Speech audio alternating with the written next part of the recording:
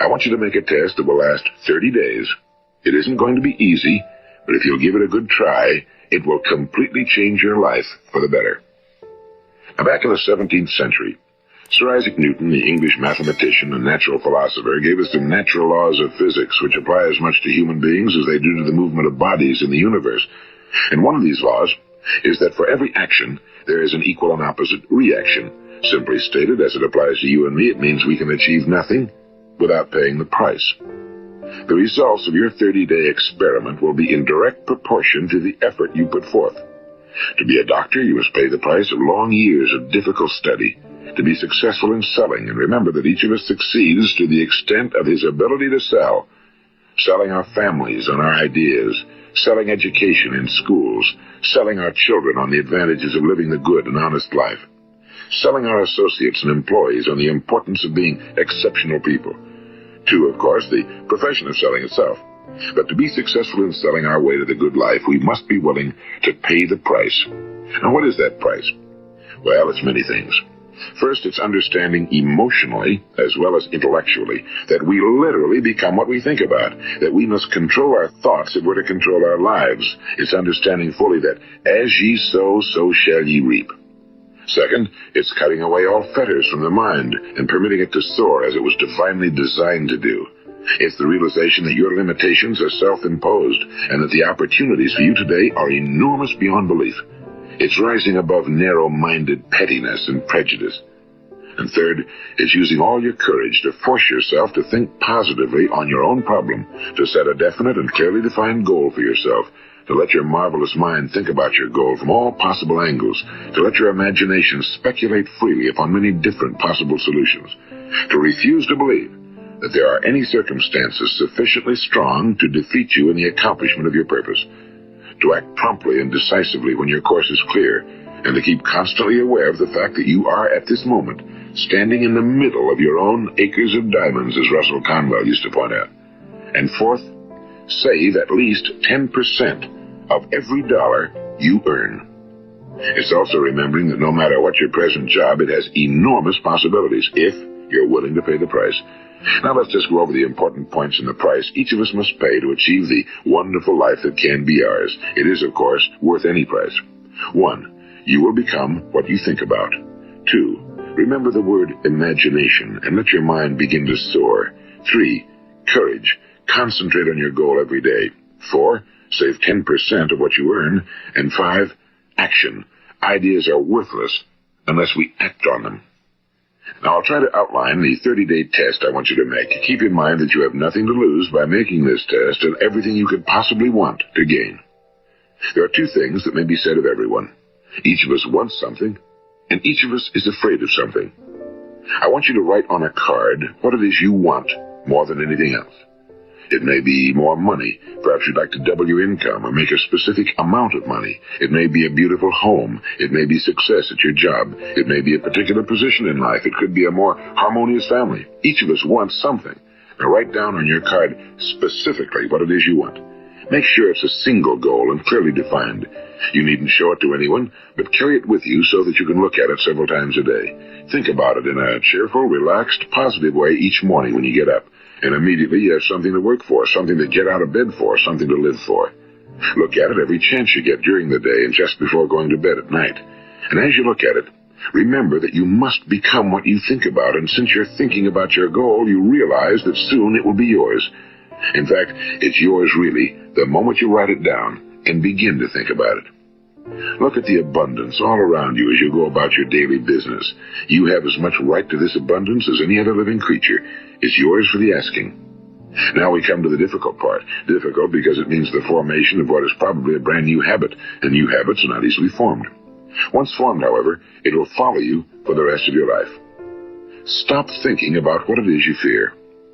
Each time a fearful or negative thought comes into your consciousness, replace it with a mental picture of your positive and worthwhile goal. And there will come times when you'll feel like giving up. It's easier for a human being to think negatively than positively. That's why only 5% are successful. You must begin now to place yourself in that group.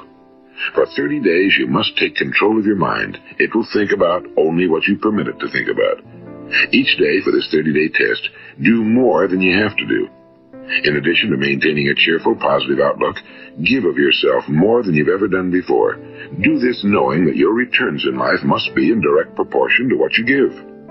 The moment you decide on a goal to work toward, you're immediately a successful person. You are then in that rare and successful category of people who know where they're going.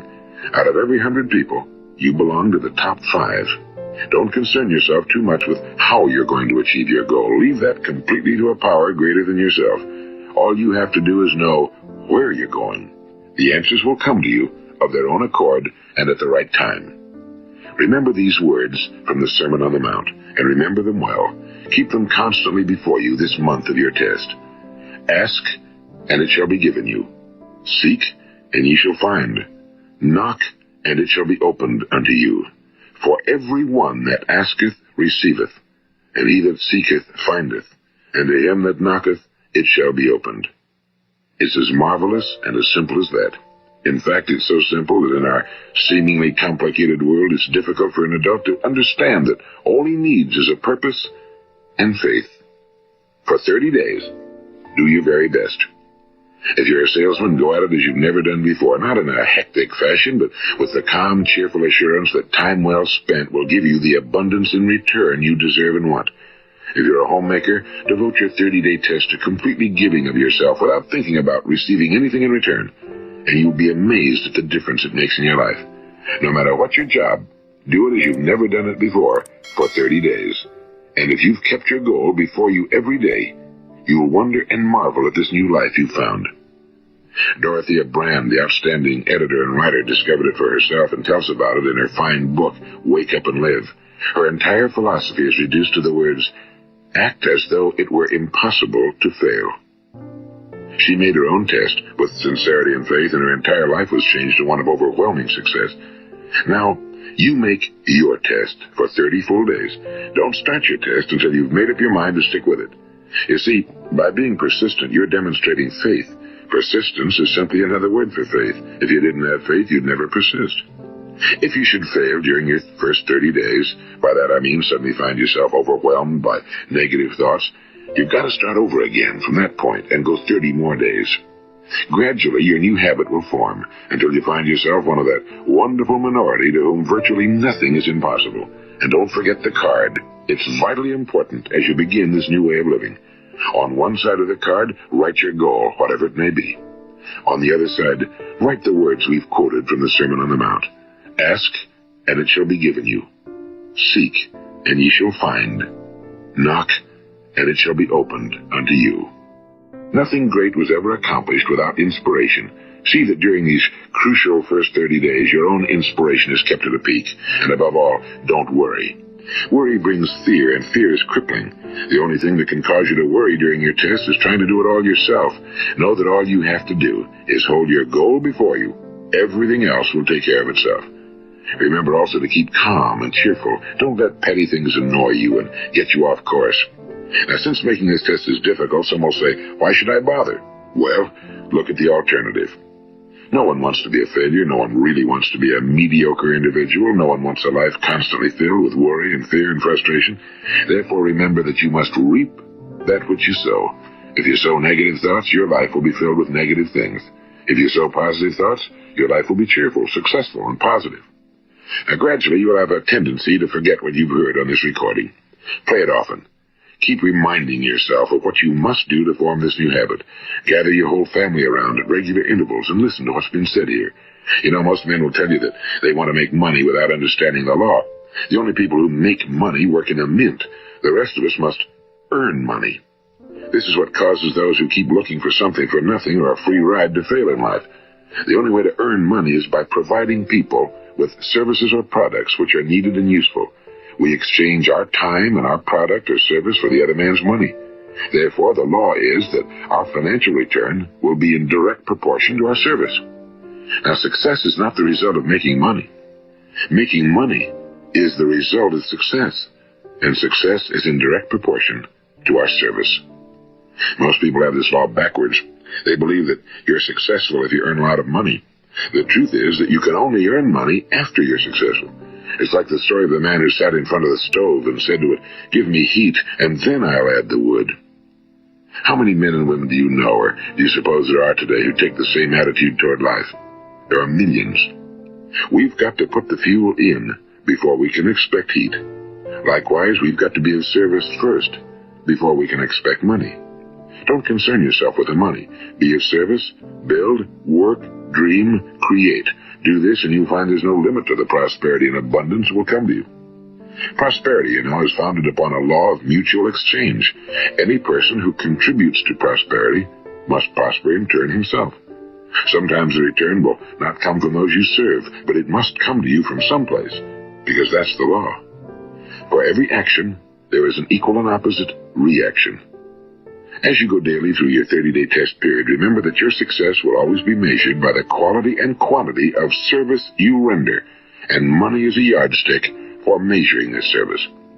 No man can get rich himself unless he enriches others. Now, there are no exceptions to a law.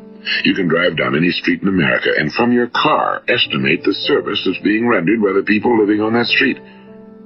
Had you ever thought of this yardstick before? It's interesting. Some, like ministers and priests and other devoted people, measure their returns in the realm of the spiritual, but again, their returns are equal to their service. Once this law is fully understood, any thinking person can tell his own fortune. If he wants more, he must be of more service to those from whom he receives his return. If he wants less, he has only to reduce his service. This is the price you must pay for what you want. If you believe you can enrich yourself by deluding others, you can end only by deluding yourself. It may take some time, but just as surely as you breathe, you'll get back what you put out. Don't ever make the mistake of thinking you can avert this. It's impossible. The prisons and the streets where the lonely walk are filled with people who tried to make new laws just for themselves. We may avoid the laws of man for a while, but there are greater laws that cannot be broken. An outstanding medical doctor recently pointed out 6 steps that will help you realize success. 1. Set yourself a definite goal. 2. Quit running yourself down. 3. Stop thinking of all the reasons why you cannot be successful and instead think of all the reasons why you can. 4. Trace your attitudes back through your childhood and try to discover where you first got the idea you couldn't be successful, if that's the way you've been thinking. 5. Change the image you have of yourself by writing out a description of the person you would like to be. And 6.